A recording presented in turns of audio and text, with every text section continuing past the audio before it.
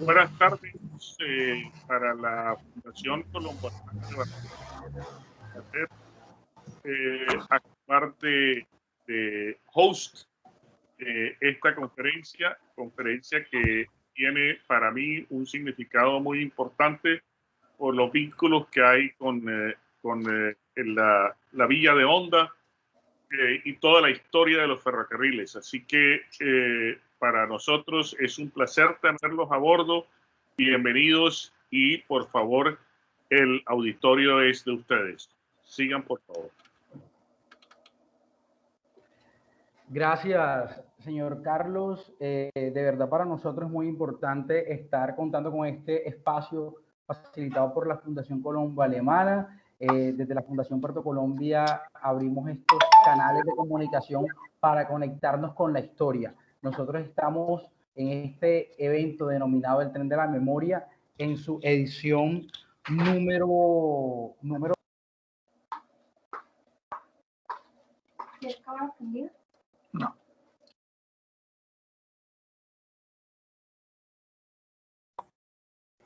Buenas, aquí ya estamos conectados.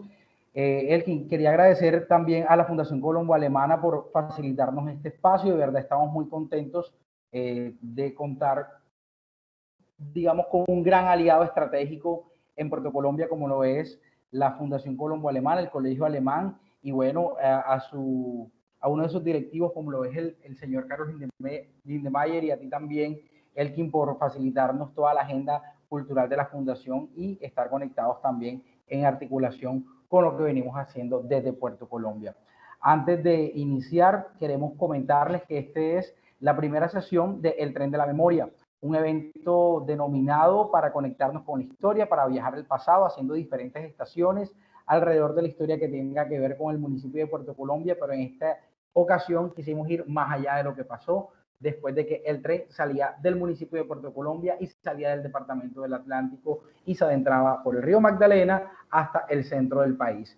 Hoy vamos a hablar sobre el ferrocarril de Antioquia y el ferrocarril de Ondas con dos invitados súper especiales que hoy nos están acompañando y a quien le damos también la bienvenida y las gracias por sacar parte de su tiempo y también estar muy dispuestos para hablar sobre la historia de su territorio y en qué se parece con nuestra historia aquí en la ciudad de Barranquilla y en el municipio de Puerto Colombia. Dentro de esos dos invitados tenemos a Juan Pablo Jaramillo. Él es historiador, miembro del Centro de Estudios Históricos de Manizales y actual jefe de la Oficina de Patrimonio y Proyectos de la Casa de la Cultura en Villa María Caldas. Y también está con nosotros Yandey Marcel Solvierte. Él nació en Bello, Antioquia, es poeta, narrador, dramaturgo, traductor, editor y ensayista. Ha publicado varias decenas de libros y novelas, entre los cuales podemos destacar Crónicas del Riel, una arqueohistoria de la carrilera en la línea Medellín-Puerto Berrío del ferrocarril de Antioquia, Crónica 2014. Y también ha sido ganador de múltiples premios de literatura, entre ellos el premio Andrés Bello en la categoría de poesía. Bueno, con esta presentación vamos a darle la palabra a nuestro amigo Juan Pablo Jaramillo. Y antes vamos a hacer... Bueno, antes vamos a hacer una fotografía. Aquí me está diciendo Elkin para conectarnos. Entonces vamos a encender las cámaras para conocer a todas las personas que están dentro del auditorio virtual. Y ya con esta fotografía, esta captura, vamos inmediatamente a hablar sobre el ferrocarril de Caldas.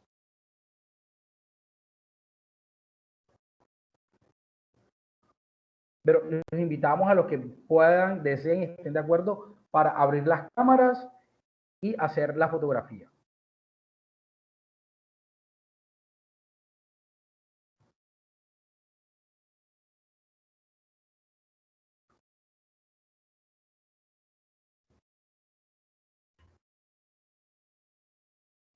Elkin, tú me dices. Listo. Ok, bueno, ya con estos, este auditorio, de verdad, muchísimas gracias por estar acompañándonos. Le damos la palabra a Juan Pablo Jaramillo para que nos cuente esa historia sobre el ferrocarril de Caldas, una gran estación que también sabemos que están muy preocupados por la restauración del patrimonio y que hace parte de ese conjunto de bienes de interés cultural y patrimonial de las estaciones de pasajeros del Ferrocarril de Colombia. Juan Pablo, buenas noches y bienvenido a esta primera estación del Tren de la Memoria. Bueno, muy buenas noches, encantado de participar de este gran proyecto que es apoyado por el Ministerio de Cultura. Un gran saludo para el maestro antioqueño que nos acompaña, del cual he tenido unas grandes referencias porque es un hombre que tiene una memoria magnífica. Básicamente, para iniciar a hablar de la historia del ferrocarril de Caldas, tenemos que contextualizarnos en los periodos históricos.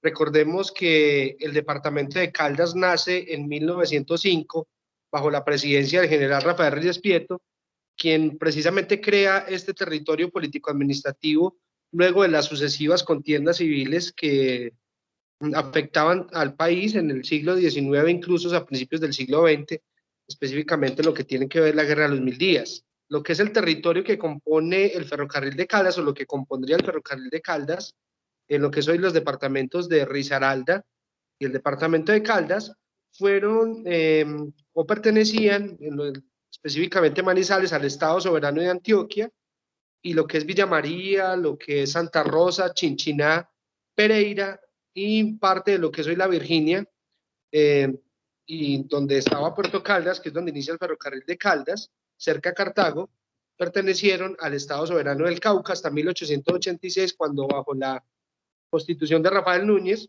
se crean los departamentos. Entonces Manizales queda dependiendo del departamento de Antioquia y Villa María y los municipios que les acabo de decir estaban anexos al departamento del Cauca. Una idea por allá a finales del siglo XIX de crear un ferrocarril que fuera conexo con el río Magdalena y así sucesivamente con el ferrocarril que nos comunicaba hasta el Atlántico. Finalmente ya esa idea se da cuando ya se crea pues, el departamento de Caldas, estamos hablando de 1911, cuando se comienzan a hacer los estudios específicos o necesarios para atender la línea férrea. Es así como hacia 1911, pues el gobierno nacional y departamental pues crean, firman los convenios necesarios para empezar la construcción. En Manizales en la actualidad existe en lo que es la estación del ferrocarril, que es un bien de interés cultural de la nación, que desde el año 59, cuando queda en desuso la vía férrea del ferrocarril de Caldas, específicamente desde la ciudad de Pereira hasta Manizales, quedó en desuso la estación, una bella construcción realizada por John Wotar, que fue un ingeniero y arquitecto que perteneció a una empresa estadounidense llamada Laurel & Company. Recordemos que la ciudad de Manizales sufre 3 incendios muy grandes, el 19 de julio de 1922, el 3 de julio de 1925 y el 20 de marzo de 1926, que las semidestruyeron. El incendio más grande de todos ocurre el 3 de julio de 1925, cuando se queman 32 manzanas de lo que era el centro de la ciudad en esa época. Y es así como comienza una inversión muy importante de recursos del gobierno nacional, específicamente los que habían venido por parte de la indemnización por la pérdida del Canal de Panamá, de estos varios millones de dólares que dio el gobierno estadounidense.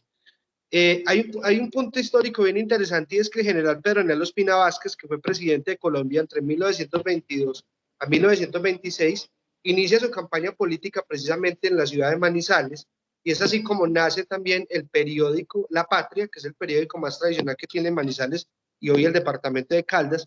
Nace como tribuna política el 20 de junio de 1921 para lanzar esa campaña política de Pedro Nel. Entonces es así como estos recursos se inyectan y llegan empresas a la reconstrucción de Manizales, como esas le acabo de decir, que es la Laurel & Company, que fue la encargada de la construcción de la infraestructura pública de la capital de Caldas luego de ese incendio.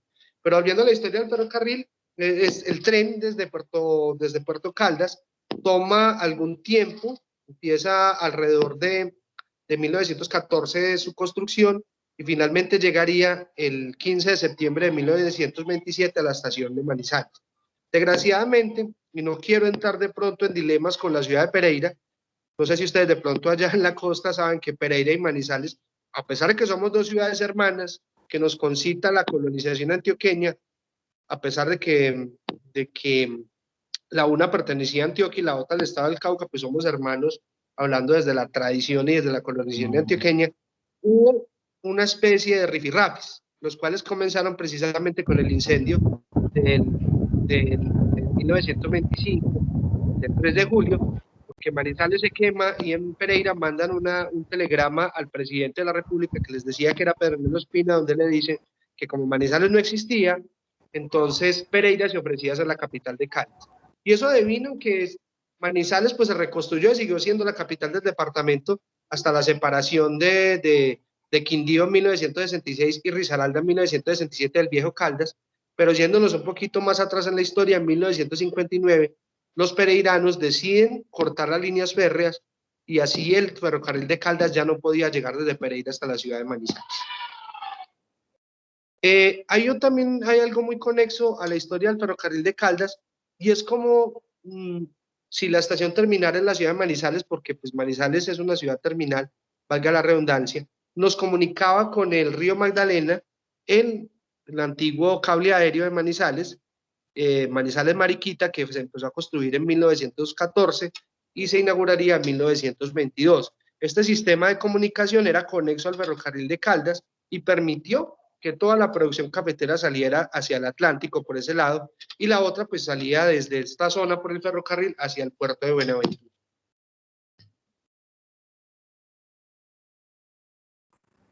Juan Pablo, de pronto como para ilustrar un poco y para conectarnos también con lo que sucedía en el norte de Colombia, estamos hablando específicamente de Puerto Colombia, todo ese desarrollo industrial que de pronto yo he tenido la oportunidad de estar en Manizales, el tema de la arquitectura, el tema de las migraciones, el tema del intercambio comercial, eso cómo ha influenciado en el comportamiento de ustedes como caldenses, hablando culturalmente.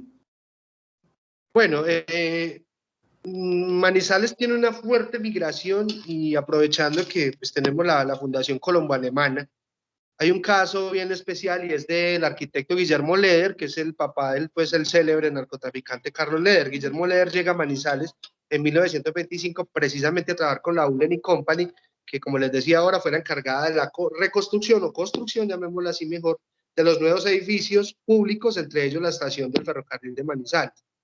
Empiezan a llegar muchos alemanes, pero también llegó mucha mano de obra de parte de la costa atlántica, no tanto para la construcción de líneas férreas como para la reconstrucción de la ciudad. Entonces hubo unos fuertes procesos de aculturación provenientes de Europa y también de la costa atlántica, porque Manizales, como les decía ahora, se le inyectaron unos capitales muy fuertes para su reconstrucción. La reconstrucción de la ciudad incluso va de 1925 a 1939, es decir, casi 34 manzanas de la ciudad fueron construidas en un corto periodo de tiempo. Y de pronto para, ya entendiendo todo el tema de la dinámica de la inversión que hizo el Estado en su momento, ¿cómo podríamos ilustrar para las personas, y de pronto este es como el ejercicio que nosotros hemos querido hacer al conectarnos con la historia de los demás ferrocarriles a nivel nacional, cómo era como el sistema ferroviario a nivel, digamos, nacional? Tú me estás hablando que allá lo construyó una empresa, aquí fue el de Railway and Pure Company, hubo muchas empresas que de pronto se adjudicaron varios contratos a nivel nacional y de pronto el sistema del ferrocarril no estaba tan integrado. No sé si de pronto la historia nos dice lo contrario. Sí, sí, por ejemplo, ahora yo creo que nuestro compañero antioqueño les va a ilustrar que, por ejemplo, el ferrocarril de Antioquia tiene una fuerte, o mejor dicho, su constructor principal fue Cisneros, pero en el caso del ferrocarril de Caldas, pues tenemos que lo construyeron fueron colombianos. Y si uno analiza la historia de los ferrocarriles colombianos, vamos a ver que si hacemos una relación del valor por kilómetro cuadrado en otras partes del país, van a ser muy diferentes a cuánto valía el kilómetro cuadrado del ferrocarril, digamos, en la costa atlántica, o en la parte de Buenaventura, en la parte del Valle y en la parte de Caldas. Pero lo que es el ferrocarril de Caldas sí fue construido por colombianos, diseñado y construido por colombianos. Bueno, vamos a darle paso a Yandey, que ya está acá con nosotros, para hablar sobre el ferrocarril de Antioquia y ya entendiendo un poco más la dinámica como del de Antioquia y de Caldas, que es como la zona en la que estamos concentrados en esta primera estación. Vamos al final con algunas preguntas y comentarios de la audiencia que hoy ya nos está acompañando. Entonces, Yandey ya está con nosotros. Bienvenido y gracias por acompañarnos en este viaje del tren de la memoria. Bueno, muy buenas noches a todos los asistentes, a los panelistas. a las personas que en este momento se están conectando con nosotros, con la Fundación Puerto Colombia, con este proyecto tan interesante patrimonial en torno a los ferrocarriles de nuestro país, la mayoría de ellos extintos.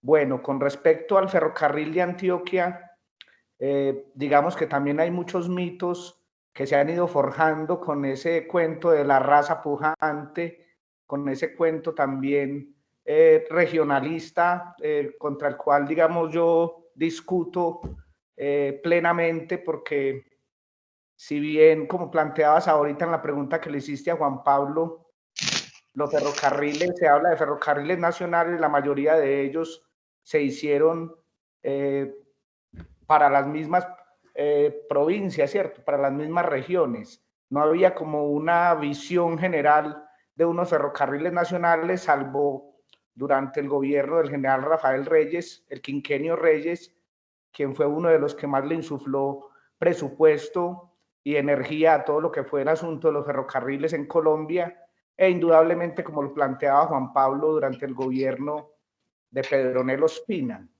Esto tenemos que visionar lo que se da dentro de la danza de los millones, ¿cierto? Esa indemnización de la cual hablaba Juan Pablo, que va con relación a la pérdida de Panamá, y de la cual a partir del Tratado Urrutia-Thompson, que se realizó en el año de 1914, y los distintos numerales que ese tratado arrojó, se abrió como la posibilidad de que entraran esos 25 millones de dólares, que fue la indemnización que Estados Unidos dio por la pérdida de Panamá. Como planteaba al principio, hay muchos mitos con relación al ferrocarril de Antioquia. Uno, que Cisneros lo construyó a plenitud. El ferrocarril de Antioquia de Puerto Berrío hasta Medellín es de 167 kilómetros, de los cuales solo 48 kilómetros construyó Cisneros. Otro asunto que hay que tener en cuenta es que con Cisneros se inicia lo que podemos llamar hoy día el CBY de los ingenieros. ¿Cómo voy yo? Él pedía, a medida que iba construyendo, territorios, tierras que eran baldías o de pequeños colonos pobres, a medida que iba construyendo, iba pidiendo para él esos territorios. Cabe contar una anécdota que, por ejemplo, le pidió prestados 12,000 pesos oro a la hermana del difunto general José María Córdoba, Mercedes de Córdoba, y nunca se los pagó. Entonces, empezando desde ahí, ¿cierto? Una figura que, como dice Gustavo Arias de Grave, ni siquiera se graduó de ingeniero, y casi todos los proyectos que inició en el país no los terminó. Entonces, desde ahí vemos como esa mitomanía que se crece también como en derredor de esa nostalgia que fueron los ferrocarriles. El ferrocarril de Antioquia, que se inició en el año de 1875, justamente por la época federal, se viene a terminar en términos estrictos con la apertura del túnel de la Quiebra, que es el 7 de agosto de 1929. 54 años construyéndose y 31 años tardó para venderse a la nación, ¿cierto? Que se vendió en el año de 1961, el 31 de diciembre de 1961, pitan por última vez alrededor de lo que hoy día es la Alpujarra y la estación Medellín, las 62 locomotoras a vapor que tenía el ferrocarril de Antioquia, y pasan a ser parte de la división Antioquia de los ferrocarriles nacionales, que muy pronto se van a acabar, porque ya venía también la intención con la misión Curry de la década de los 50 durante el gobierno de Laureano Gómez, la intención de acabar con los ferrocarriles para insuflar todo lo que es la maquinaria de las tractomulas, los peajes, las llantas, la gasolina y todo un conglomerado de la nueva industria que viene a posicionarse en nuestro territorio, dándole como la estocada final a este tipo de épicas, como podrían llamarse, que fueron la construcción de nuestros ferrocarriles. Otro de los tantos mitos es el mismo túnel de la Quiebra, ¿cierto? Que se plantea que lo construyeron completamente extranjeros, pero se olvida que el diseño es de un colombiano que es Alejandro López. Alejandro López, a partir de unos trazados de un ingeniero norteamericano de apellido Whittaker, logra solucionar ese problema en su tesis de grado de ingeniería, que luego se va a ver reflejado en el trabajo que se da desde 1926 a 1929, con la construcción del túnel de la Quiebra, icónico hasta el día de hoy, y que, digamos, es una de las obras que rompieron hitos geográficos en la Colombia de principios del siglo XX. Yanday, de pronto para ya iniciar una parte así como como interlocución entre las ponencias y digamos como la estructura histórica que nos han comentado Juan Pablo y tú, es ¿qué perdió Colombia al dejar de funcionar los ferrocarriles en su momento, en este momento? ¿Qué perdimos nosotros como colombianos? Aparte de plata, obviamente.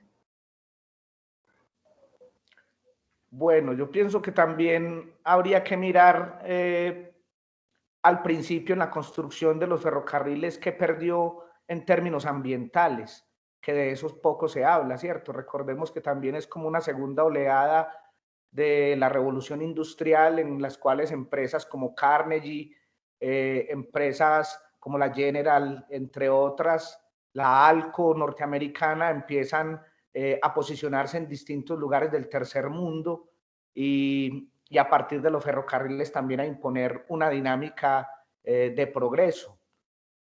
Sin duda, pues pienso que una de las grandes pérdidas es esa desde lo ambiental, que repito, casi nunca se toma ese tema cuando se habla de los ferrocarriles y solo lo hablamos desde la nostalgia de lo que se hacía, ¿cierto? De los bienes que traía, pero después de haberle invertido no solo en dinero, no solo en recursos de toda índole, sino en vidas a este tipo de proyectos, me parece que es demasiado mezquino sacrificarlos tan pronto.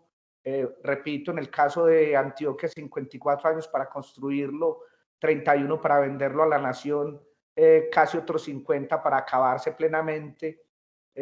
Lo que nos deja es vacíos económicos, pueblos completamente abandonados.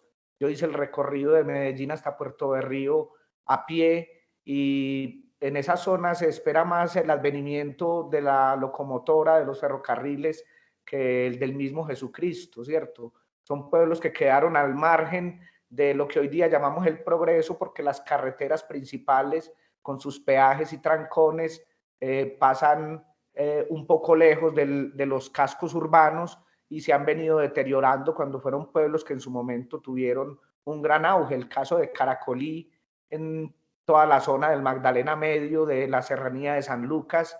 Caracolí es un pueblo que hacia el año de 1797, en términos arquitectónicos, su sola estación estaba al nivel de las grandes estaciones del mundo. Pienso que también fue un gran error en el caso del ferrocarril de Antioquia escoger la línea angosta, la línea de trocha angosta, la cual de entrada le da una estocada también a la misma movilidad, en parte por el mismo Cisneros, quien era dueño de una flota de vapores en el Magdalena, que era la que proveía también los recursos del ferrocarril y vendía algunos elementos que no eran de materias primas muy muy duraderas. Entonces los puentes, por ejemplo, los construía en madera, optó por la trocha angosta. Cisneros no había pensado en un túnel en ningún momento en la zona de la Quiebra, sino que había pensado en un ferrocarril de cremallera. En fin, lo que sí es cierto es que con el advenimiento ya de todo el transporte de carga, las tractomulas, los peajes, como veníamos planteando, la gasolina, se vienen los trancones inmensos, una locomotora con un tren de unos 10, 12 vagones puede transportar lo que es 100 tractomulas y en un tiempo más eficiente. Cuando Andrés Uriel Gallego, que fue ministro del Interior, ministro de Transporte del gobierno de Uribe, le dio como también una estocada final a los ferrocarriles en el momento en el que querían despertarse, sacó como argumento, en el caso del ferrocarril de Antioquia, la inclinación que va de Sofía a Cisneros, que es como de 2.7. cuando en términos estrictos hay ferrocarriles de montaña que se van a 3.3, 3.5 y no tienen ningún problema. Es más una voluntad política la que va detrás de todo el movimiento de los ferrocarriles, no solo en Colombia, sino también en América Latina. Recordemos pueblos como México, que fueron tan poderosos con sus ferrocarriles. Da tristeza hoy día ver el decaimiento del proceso ferroviario en México, quien era un punta de lanza en toda América Latina y quizá de los países a nivel mundial que más le metieron al progreso de los ferrocarriles en su momento. Así es. En el caso de Juan Pablo, yo le quería preguntar también porque algo que tiene en particular y las personas, nuestros abuelos o las historias que nuestros ancestros han contado, es ese paisaje al montarse uno en un tren y ver por donde uno pasa o por donde ellos pasaban. Caldas se caracteriza por tener patrimonio cultural cafetero. Eso, digamos, ¿qué tan distinto podríamos nosotros hoy en día ver si el paisaje hoy en día ustedes lo tienen como una riqueza a nivel nacional? El ferrocarril arrancaba desde el Caribe, o sea, teníamos un paisaje que venía con playa hasta ver la montaña, y hoy en día está totalmente desarticulado. Conectando con lo que estaba diciendo, y que podemos haber perdido también al haber interrumpido el tema del sistema ferroviario a nivel nacional. Bueno, yo comparto con el maestro Yandel, yo hablaba ahora de Cisneros, pero es precisamente, por ejemplo, en Caldas, cómo nos han vendido desde la academia esa historia positivista, de mostrar a Cisneros como el adalid del ferrocarril de Antioquia, y obviamente pues Antioquia ha tenido una irradiación sobre Caldas, pues, precisamente porque pertenecemos a esa historia antioqueña, porque pues las fundaciones de la mayoría de lo que es el departamento de Caldas son producto de esa colonización y de esos procesos migratorios de pueblos como Sonsón, Abejorral, Marinilla, entre otros, ¿cierto? En el caso bien especial del ferrocarril de Caldas tenemos que ver, por ejemplo, en la zona de lo que es mi municipio, Villa María de Chinchiná, tenemos en el proceso de la vía ferrovía, tenemos 5 túneles y todo el proceso desde Puerto Caldas hasta Manizales estaba comprendido por 10 túneles que se realizaron pues para que el tren pudiera llegar a Manizales. Lo que tú me decías ahora, y lo que decía el maestro Yandel también es muy cierto, aquí no hubo una visión, digamos, holística total que permitiera la construcción de líneas férreas que fueran conexas completamente. Por eso vemos que unos contratistas hacían una línea férrea, otros hacían otra, pero no había esa visión de, digamos, de compeler todos los territorios.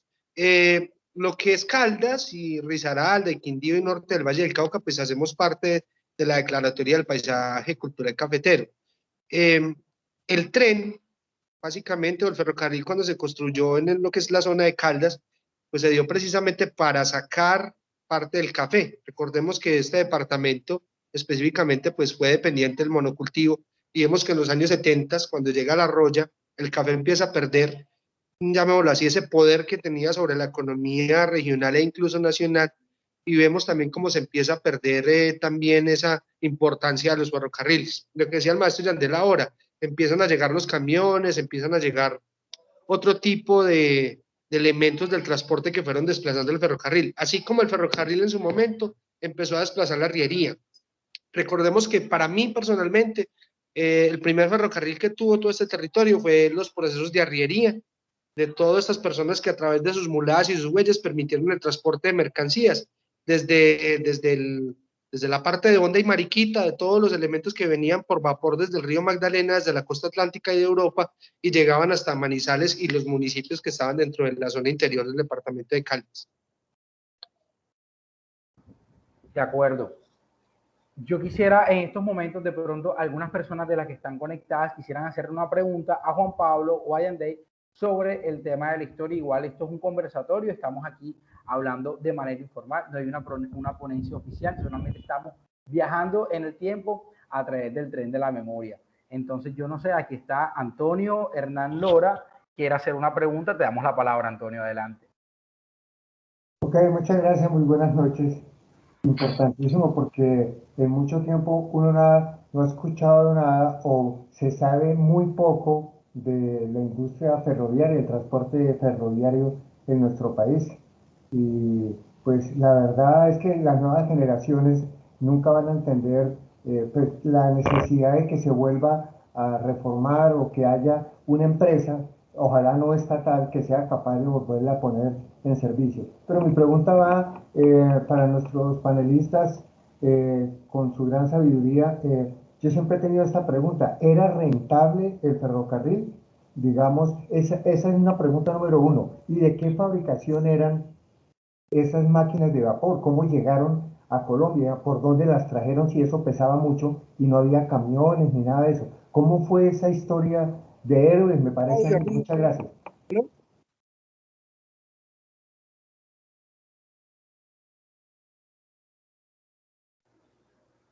Bueno, Juan Pablo, Yandey, ustedes tienen la palabra para responder. Yandey, aquí está. Bueno, con relación a la pregunta que me parece muy buena, sin duda los ferrocarriles después de que entraron en funcionamiento eran eficientes, eran rentables, nos ahorraban demasiado tiempo con el transporte de las cargas.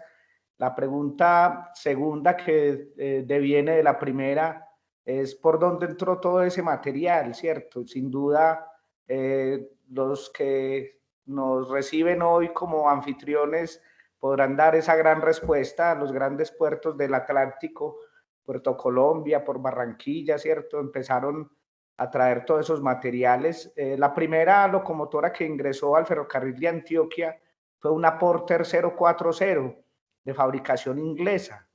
Era una máquina pequeña, casi como un carro motor. Hoy día en Antioquia les decimos marranitas, no sé, dependiendo el sector se varía como el nombre, acá por cariño se les dice marranitas, los obreros de las cuadrillas así las bautizaron, y digamos que era aproximadamente de un tamaño similar al de los carromotores y tenía una fuerza de arrastre más bien poca. Volviendo como al tema de los mitos de los que hablaba al principio, hay que tener en cuenta que, por ejemplo, esa Porter 040 que está acá en Medellín expuesta como la Antioquia número 1, no es la Antioquia número 1, porque esa locomotora en un accidente ferroviario en el año de 1792 se la devoraron las aguas de la quebrada La Malena, que es uno de los tributarios del río Magdalena, casi a la altura de Puerto Berrío. Entonces es otra Porter de la misma fabricación del mismo año, que justamente venía del ferrocarril de Caldas y que se compró como con esos fines de reemplazar a la Antioquia 1 y es la que hoy día reposa sobre el pedestal. De igual manera, la locomotora 25, que es la que se plantea que llegó a Medellín en el año de 1914, no es la original 25, la cual también fue devorada por las aguas del río Magdalena, sino que pertenecía al ferrocarril de Girardot, ¿cierto? Entonces, digamos que ese tipo de elementos icónicos para una cultura, de algún modo también nos los tienen algo revestidos y fementidos. Ya para la década de los años 20 del siglo XX, muchas de las locomotoras que se construyeron fueron Alco, de fabricación norteamericana. La 45, que es la que icónicamente cruzó el túnel de la quiebra el 7 de agosto de 1929, es una Alco de 8 ruedas, una locomotora que posteriormente retomó la Baldwin cuando compró a la Alco, y de ahí fue que surgieron las locomotoras de 12 ruedas marca Baldwin. Generalmente norteamericanas, inglesas. Los rieles, como les planteaba, venían de distintas partes del mundo. Hay algunos tramos del ferrocarril de Antioquia que tienen rieles belgas, hay otros que tienen rieles japoneses e incluso rieles estadounidenses de Pittsburgh. Como planteaba, también es un momento de un segundo auge de la revolución industrial que viene a manifestarse también en nuestras geografías.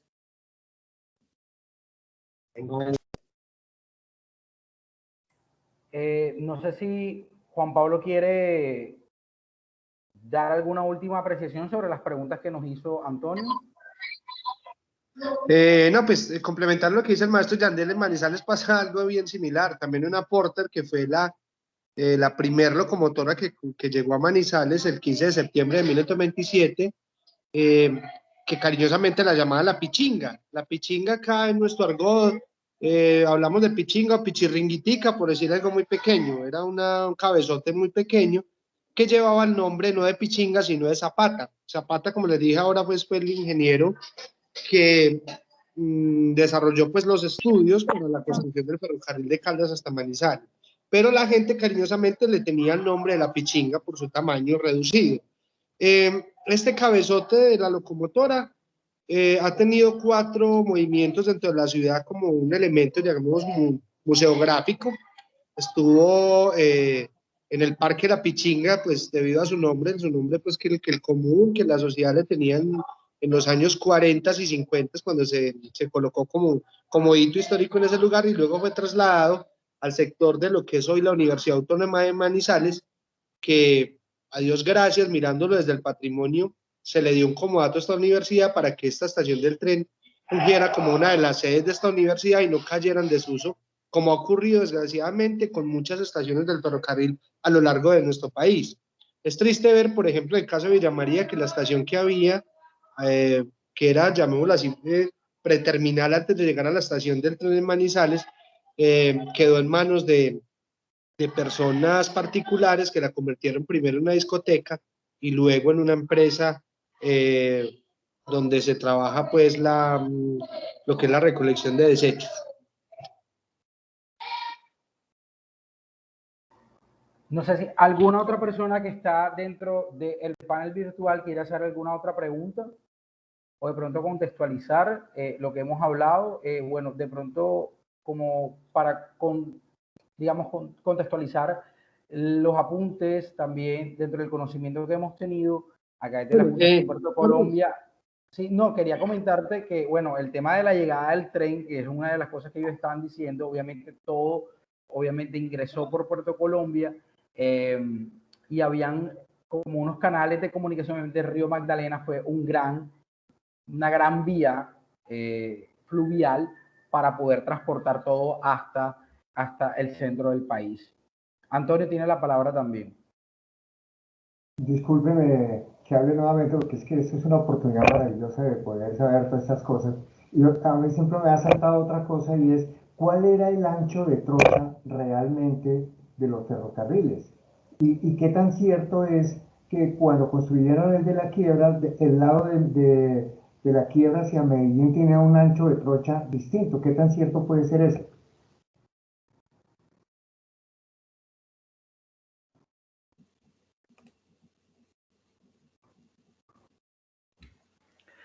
Bueno, el ancho de trocha del ferrocarril de Antioquia es de 93 centímetros. Y con relación a que un ancho de trocha del lado del NUS y el otro del lado del Porce eran distintos, es otro de los mitos. Como cuando se plantea que las dos cuadrillas empezaron a trabajar desde distintos puntos, de distintas bocas del túnel, y que al finalizar solo las diferenciaba como 3-4 centímetros la una de la otra. Eso también pertenece como a la mitología de la cual no estamos exentos y a menudo recaemos en ella. Digamos que todo eso sirve como para las recreaciones artísticas, las alegorías, pero si vamos a definir en términos históricos, ¿cómo me van a medir 3 centímetros de diferencia en el ancho de un túnel cuando todavía se ve la roca impura, recién taladrada por la dinamita, irregular, ¿cierto? No es un acabado como hoy día nos entregan los grandes túneles de ingeniería, que se taponan el caso de la vía al llano, por ejemplo, sino que quedaba la roca completamente expuesta después de dinamitarla. Entonces son parte de esa mitología. Lo que sí es cierto es que para poder llegar, y es a lo que yo llamo como un poco la atención, hay otro tipo de elementos que son más de valorar.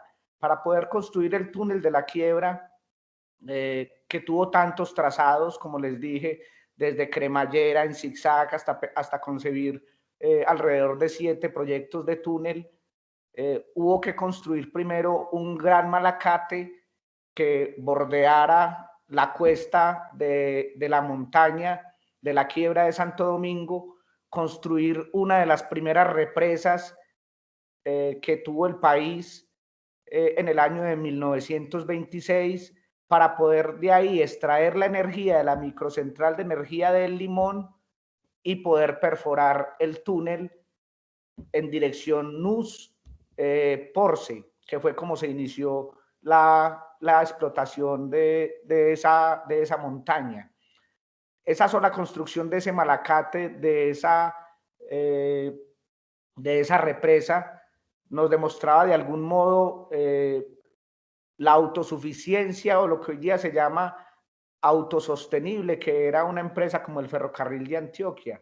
Entonces, si necesitaba taladrar la roca, construía represas para poder generar la propia energía, para poder generar también los respiraderos e ingresar el oxígeno. Recordemos que es un túnel de 4.77 metros, bastante extenso para la época.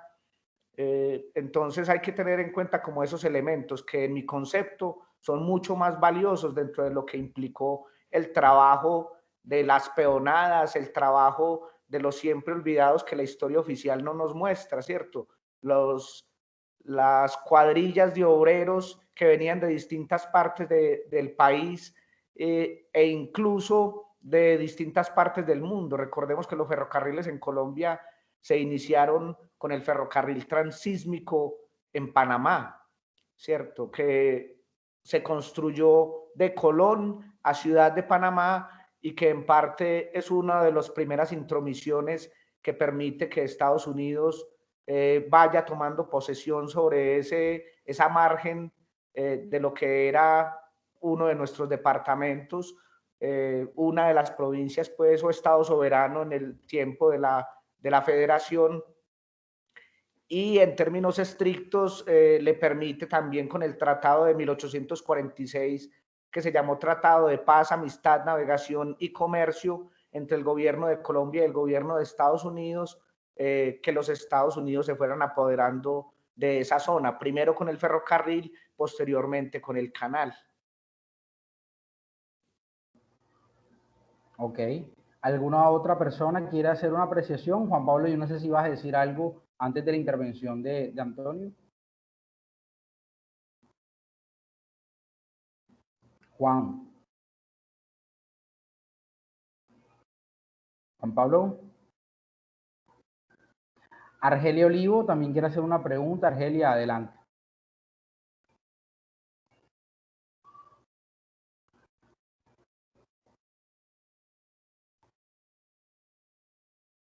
Argelia, tienes que activar el micrófono.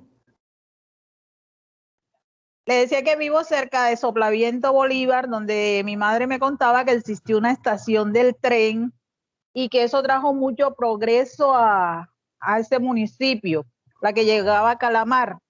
Me contaba ella que una noche había un puente que cuando venía un barco lo abrían para que pasara, y cuando iba a pasar el tren se cerraba, algo así. Una noche no abrieron a tiempo el puente y se estrelló el barco Zaragoza, recuerdo que ella me lo decía, y hubo gran cantidad de muertos. La pregunta es, ¿por qué no se reconstruyó en ese momento el puente? Y sí, porque ya hasta ahí llegó el tren que llegaba hasta Calamar, lo que trajo una gran consecuencia para estos municipios que quedaron pues como en el olvido. ¿Qué saben de eso? O si fue un atentado. Bueno, Argelia, espérate, déjame, no sé si Yandey o Juan Pablo están familiarizados con el ferrocarril de Bolívar o el ferrocarril en ese momento que era lo que conectaba acá en la zona de norte del país. Yandey.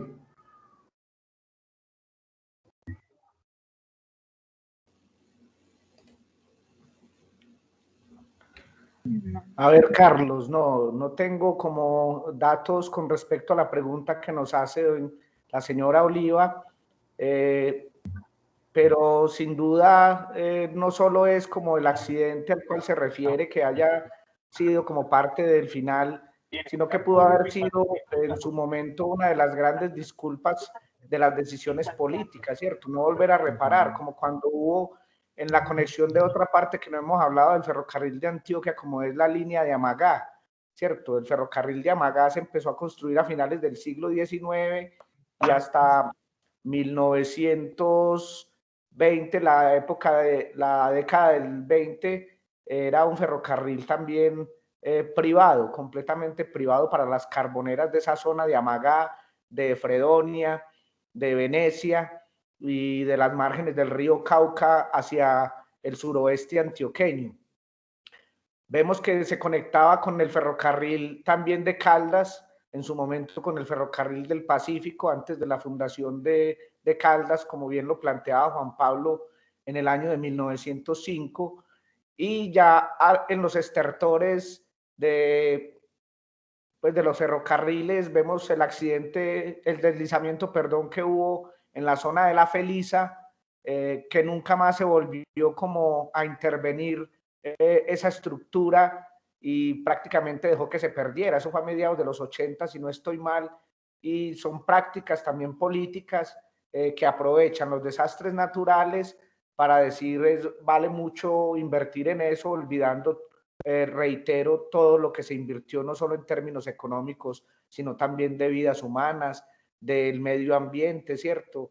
De fauna, de flora, y por decisiones erróneas en mi concepto se llega a este tipo de soluciones con tal de movilizar otras prácticas. Reitero, los camiones, los peajes, la gasolina, las llantas, es decir, la General Motors y todas estas grandes corporaciones que están detrás de la movilidad en nuestro país. Juan Pablo, no sé si quieres mencionar algo al respecto sobre la pregunta que hizo nuestra. Es que igual lo que decía el maestro, igual lo que pasó con la transitabilidad entre el ferrocarril de Caldas, entre Pereira y Manizales, lo que les decía al inicio del conversatorio es que en 1959 los ciudadanos de Pereira deciden cortar las líneas férreas porque aducían que no les permitía el desarrollo, el crecimiento de la ciudad de Pereira, pero obviamente tenemos que ver que hay un factor político determinante y que los gobernantes de esa época pues eran los principales importadores de camiones y de vehículos pesados que estaban permitiendo que el ferrocarril pasara a un segundo plano, como a su vez la arriería pasó a un segundo plano cuando se construyó el ferrocarril. Entonces, para los políticos de esa época lo más fácil era decir, bueno, hay un movimiento social, entonces es mejor escuchar a la gente a tener que reconstruir esa línea férrea. También, Carlos, quería compartirles pues, lo que hablábamos antes de la reunión, y es también quererles compartir parte de ese archivo fotográfico pues, que he podido realizar con el Centro de Historia, y es de pronto que tú tengas todos los datos a través de correos electrónicos y enviarles las fotografías de todo el proceso histórico del ferrocarril de Caldas para que ustedes las tengan allá también. Así es, Juan Pablo. Aquí nosotros vamos a estar, si quieren, a las personas que se han conectado, la manera en que accedieron al link, pueden dejar sus, digamos, enviar su correo electrónico para nosotros compartir el archivo que tú quieres decir. Y, Argelia, yo le quería comentar... Perdóname un momento, pero yo creo que hay que aprovechar proyectos como este, aprovechar al maestro que está acá con nosotros, y es de pronto generar una sinergia entre todos los que somos dolientes de esa historia del ferrocarril y poder empezar a compartir todos nuestros archivos fotográficos, nuestros archivos de documentos. De acuerdo, de acuerdo. Compartir, que yo sé que el maestro pues tiene publicaciones sobre el ferrocarril, y para mí soy de los historiadores que pienso que lo que investigamos no debe quedar en los anaqueles ni en un armario guardado, sino que debemos compartirlo. No solamente Juan para Pablo, los que nos gusta, sino también para las futuras generaciones, que vean que este país no se construyó solamente a base de héroes, como la historia positiva nos lo ha enseñado, sino a través de procesos sociales, como la arriería, después los procesos de vías de comunicación, como el ferrocarril. Entonces, que este sea un momento preciso para empezar a reunirnos como país y no como región, porque desgraciadamente a este país nos han matado los regionalismos, los celos regionales y los políticos de turno que precisamente han hecho que esos regionalismos, y al decir que el antioqueño es más pujante que el costeño, o que el pastuso es más inteligente que el bogotano, nos han permitido no unirnos como nación, sino alejarnos precisamente.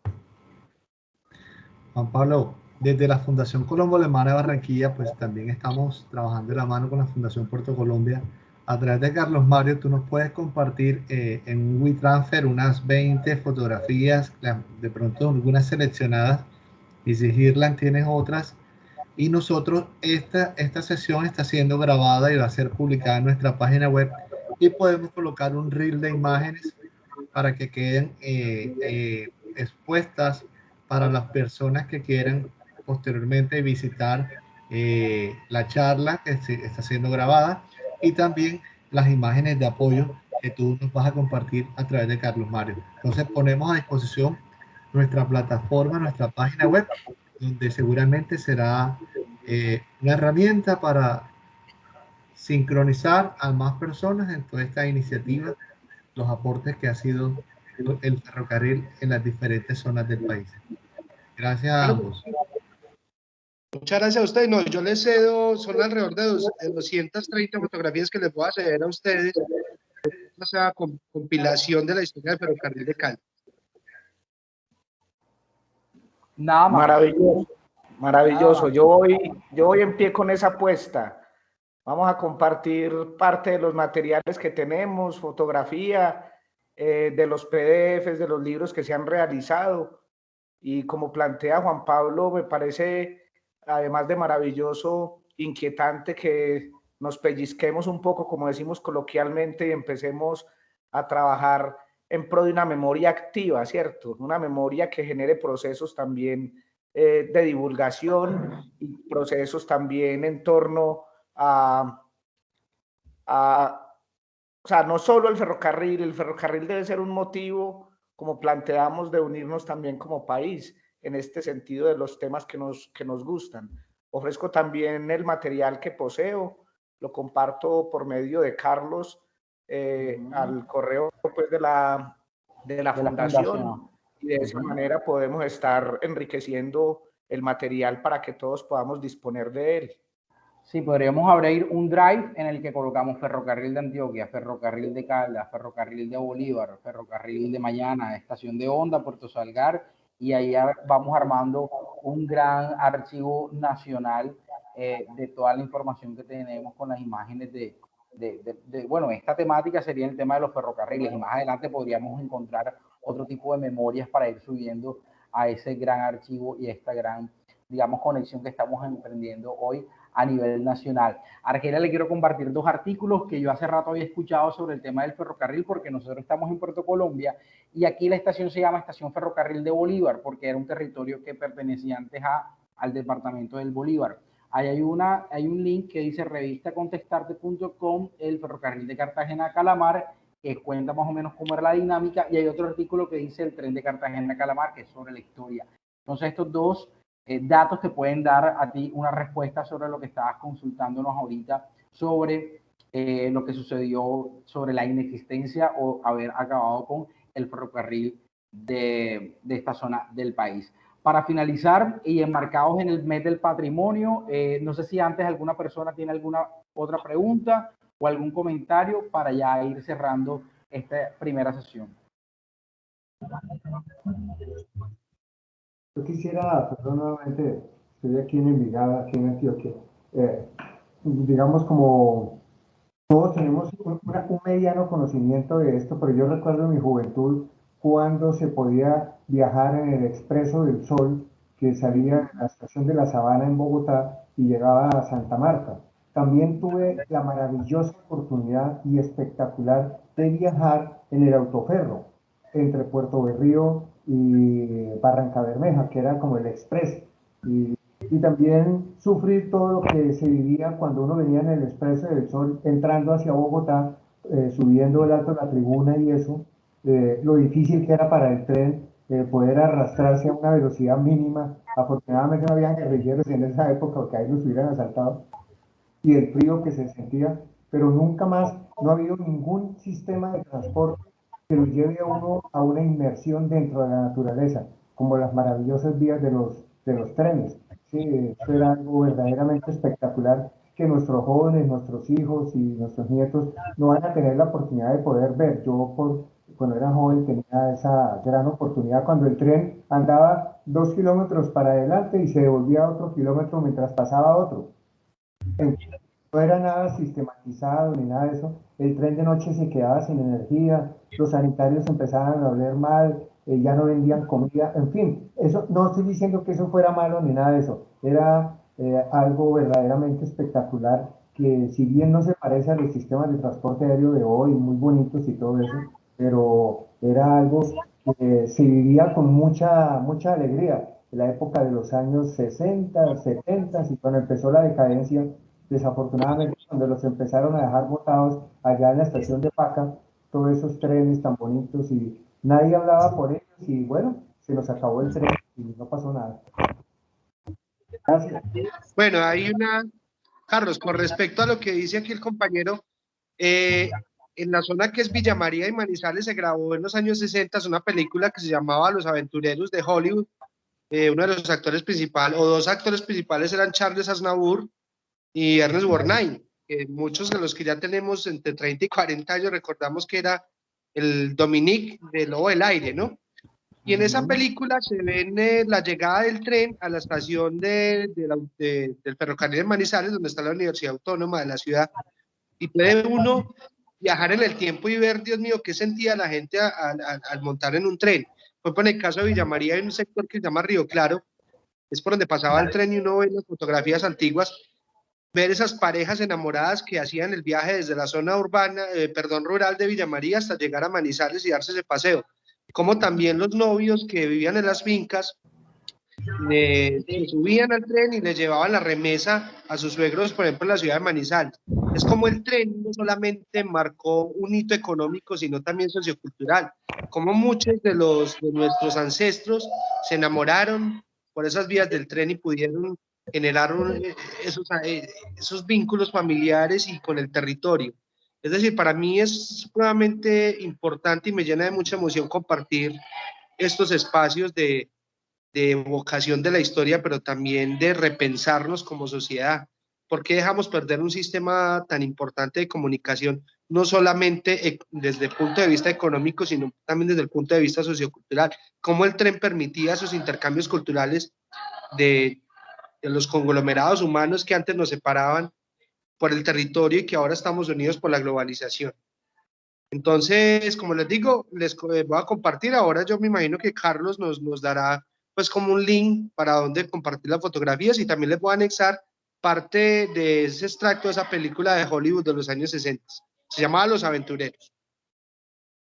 Así es, vuelvo y repito, yo no tengo todos los datos de las personas, yo no sé si nos escriben voy a colocar acá el correo electrónico en el chat para que ustedes lo anoten, el correo electrónico de la Fundación Puerto Colombia, donde nos pueden escribir, fundacionpuertocolombia@gmail.com, y ahí nos dejan los datos, nos escriben y nos solicitan los datos que vamos a compartir para que estén, digamos, también alimentando. Si tienen también álbumes de fotografías antiguas, también es interesante que ustedes puedan subir parte de esa información.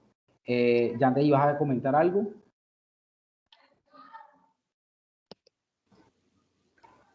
No, Carlos, ante todo, pues como agradecer por la invitación, agradecer a los panelistas y a todos los que están conectados y conectadas.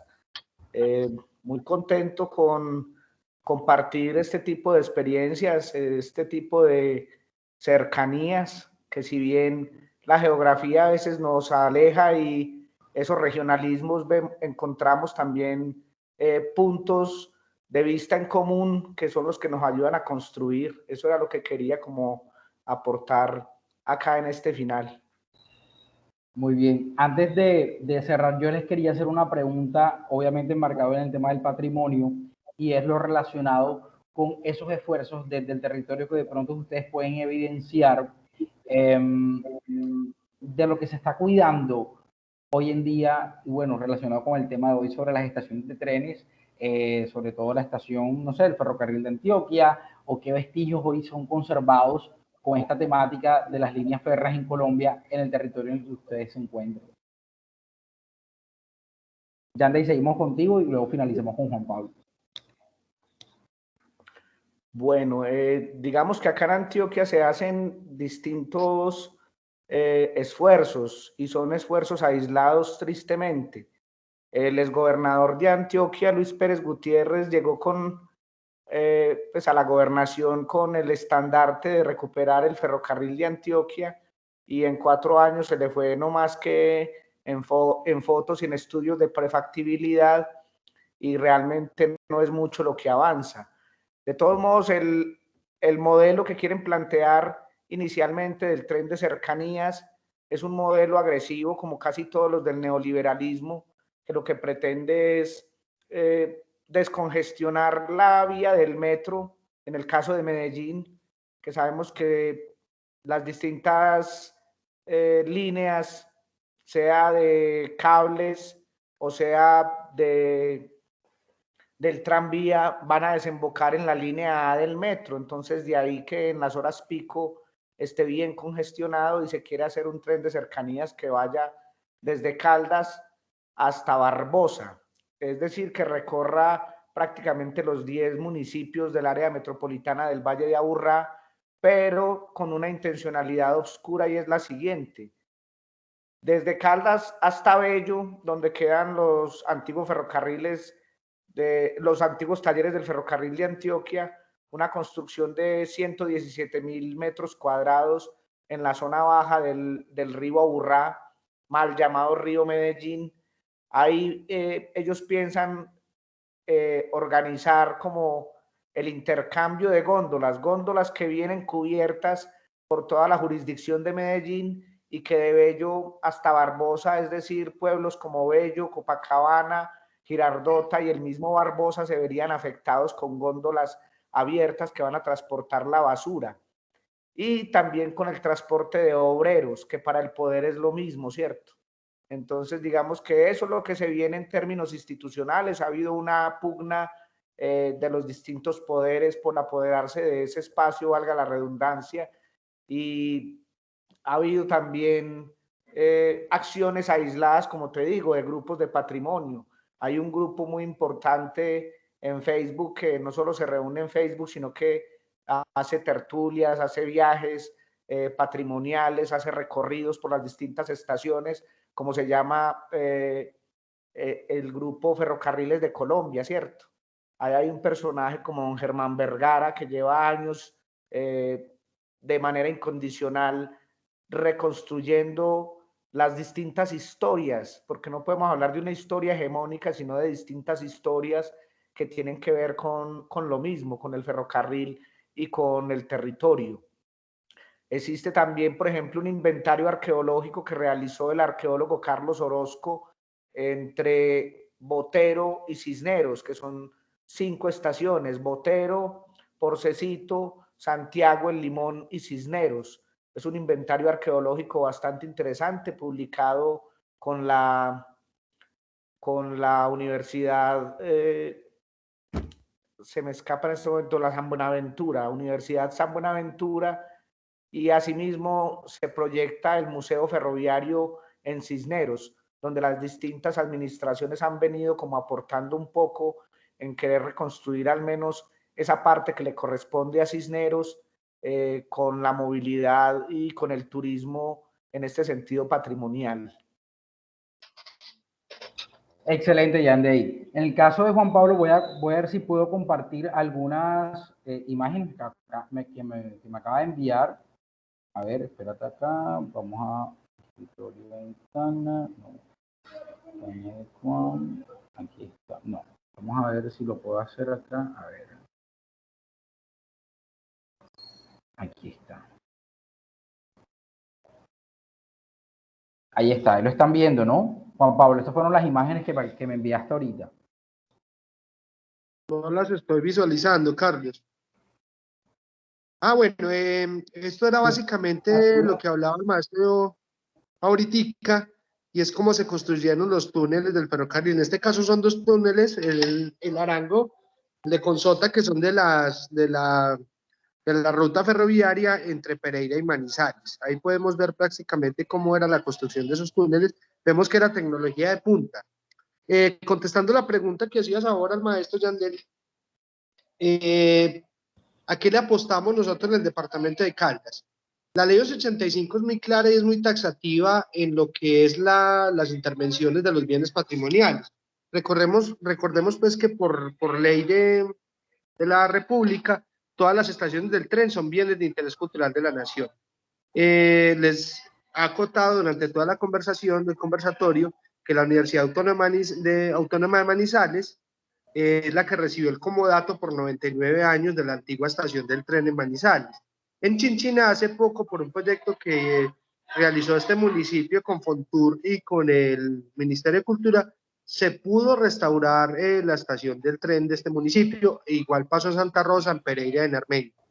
Pero si nosotros restauramos las estaciones del tren y no le damos un uso cultural o un uso social, ¿qué vamos a hacer? La vamos a restaurar y se va a estar muy bonita por un tiempo, pero si no le damos un uso acertado, no van a haber unos incentivos económicos para poderlo sostener en el tiempo. En el caso específico de Villa María de Chinchiná, que les decía ahora que tenemos 5 túneles que nos conectan, desgraciadamente por una creciente de uno de los ríos de nuestro municipio, se perdió la comunicación entre el túnel 4 y 5. Lo que se está haciendo a través de la gobernación de Caldas y municipio de Villa María es ya está en parte de estudios de factibilidad de la construcción de un nuevo puente, y obviamente nosotros como no tenemos, llamémoslo así, ese músculo financiero que tiene el departamento de Antioquia, pero lo que se quiere hacer por toda esta línea ferry, por todos estos túneles, es hacer un corredor ecoturístico para que las personas puedan transitar por él en bicicleta y puedan observar una variedad de especies de aves, ya que Villa María Caldas es el municipio que tiene mayor número de aves en todo el mundo. Entonces, este proyecto pues le está apuntando más a una reconstrucción turística más que de una vía férrea como tal. Así es, y yo creo que el tema hay que apalancarnos en la historia para poder conectar el tema turístico, que es lo que hoy en día definitivamente es lo que ha destapado de alguna manera la economía en estos tiempos. Europa vive del turismo, Colombia lo está haciendo, el eje cafetero obviamente es un gran destino turístico a nivel nacional, el departamento del Atlántico, bueno, Cartagena es como el destino más apetecido a nivel nacional en la zona norte del país, y Barranquilla ya se está convirtiendo en eso con todas las inversiones que se están realizando, y obviamente sabemos el tema de complementar el tema de patrimonio con lo turístico. Antes de despedirme, le quiero... Pero Carlos, perdón, yo te voy a interpelar un momentico, pero desgraciadamente el turismo es el peor enemigo del patrimonio. Si no hay unas políticas obvio, de turismo, de acuerdo, estamos completamente de acuerdo. Obviamente lo que te estoy diciendo es, en el tema de conservación, lo que tú estabas diciendo, de que la apropiación social del espacio patrimonial se haga, obviamente eso da un sostenimiento de que ese lugar cuente una historia. O sea, tampoco podemos decir que el turismo o sea, sería un enemigo. No sería. O sea, yo creo que si se emplea, y hay grandes ejemplos a nivel nacional que podemos mencionar, que el turismo ayuda a que espacios como estos se conserven.